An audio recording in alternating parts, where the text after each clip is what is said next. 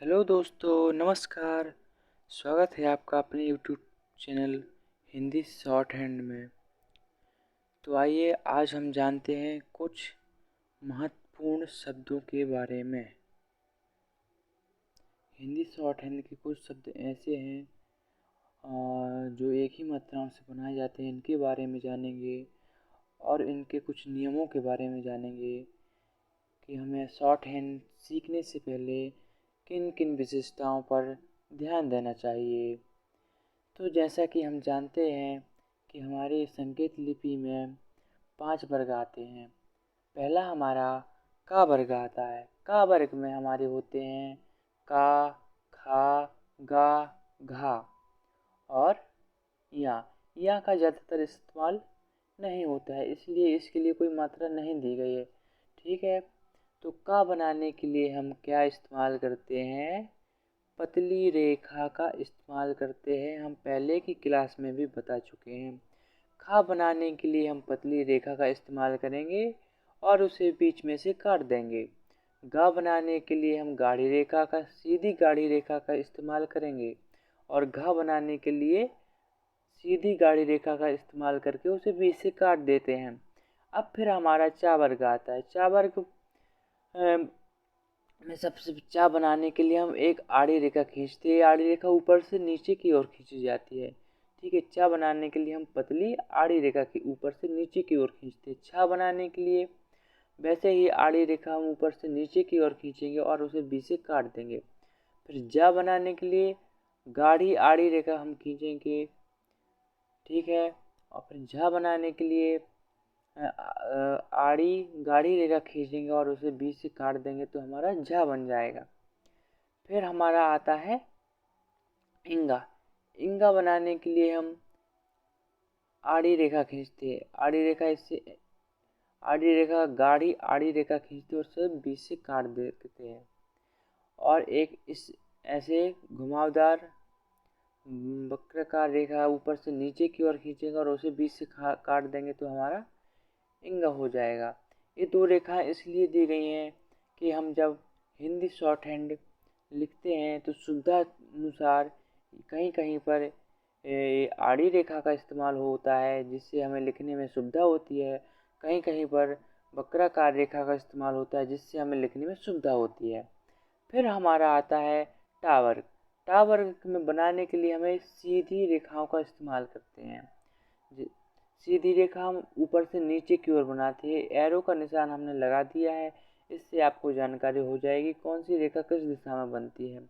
तो टा हमारा ऊपर से नीचे की ओर बनाया जाता है। ठा बनाने के लिए हम पतली रेखा का ऊपर से नीचे की ओर खींचेंगे और उसे बीच से काट देंगे तो हमारा ठा बन जाएगा। डा बनाने के लिए हम गाढ़ी रेखा का इस्तेमाल करते हैं, इसे ऊपर से नीचे की ओर खींच देते हैं। ढा बनाने के लिए हम गाढ़ी ऊपर से नीचे की ओर रेखा खींचते हैं और इसे बीच से काट देते हैं।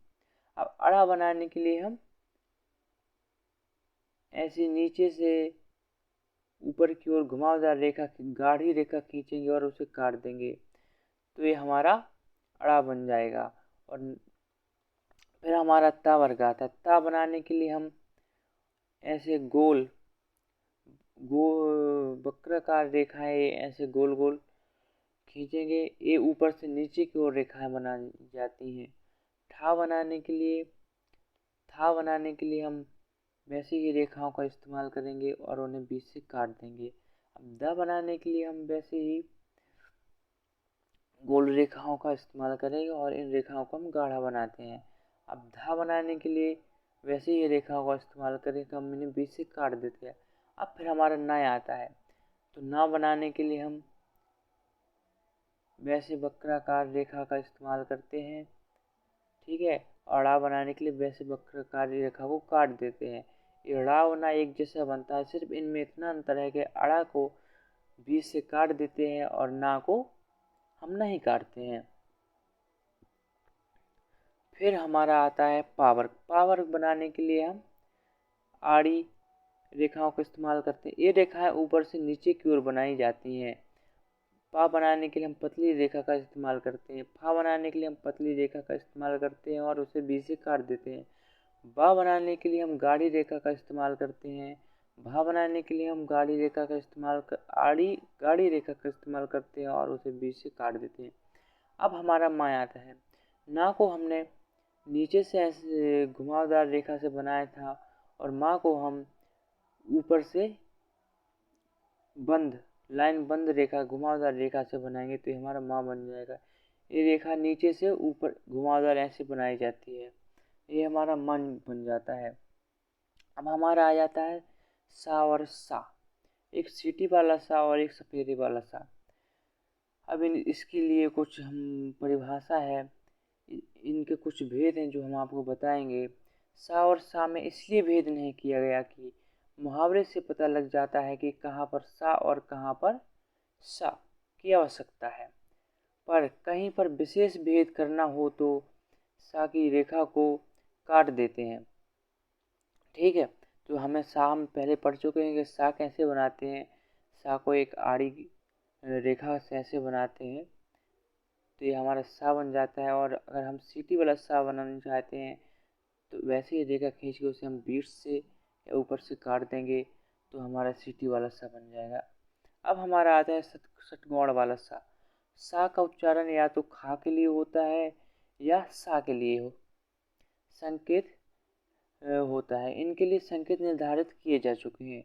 सा या तो का के लिए होगा तो का को हम का की जो रेखा सीधी रेखा खींची जाती है, का के लिए हमने रेखा खींची है, इसी रेखा को हम खींच के बीच से काट देंगे तो ये हमारा षटकोण वाला सा बन जाएगा।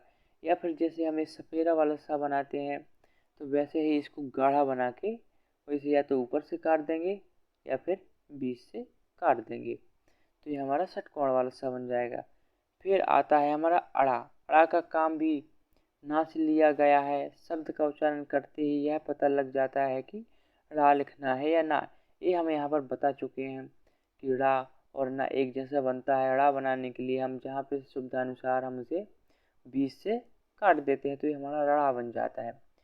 ठीक है, अब फिर हमारा एक और पॉइंट आता है कि रेखाओं को जैसे हम हिंदी शॉर्ट हैंड में लिखते हैं तो इनका खूब अभ्यास कर लें, फिर हम आगे की क्लास में जाके कुछ अच्छी तरह से सीख पाएंगे। ठीक है, रेखाओं को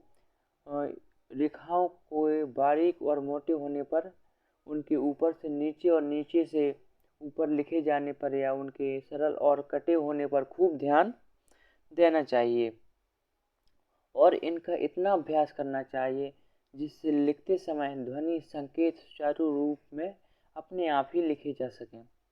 लिखते समय इस बात का ध्यान रखना चाहिए जो रेखा जहाँ से बनती है वहीं से आरंभ की जाए। जैसे कोई रेखा ऊपर से नीचे को बनती है, ये है ना, कोई रेखा ऊपर से नीचे को बनती है, कोई आड़ी बनती है, कोई तिरछी बनती है, कोई घुमावदार बनती है, तो ये रेखा वैसे ही बनानी चाहिए, ऊपर से नीचे, नीचे से ऊपर, आड़ी तिरछी जैसी रेखा बनती है इन रेखाओं को वैसा ही बनाना चाहिए।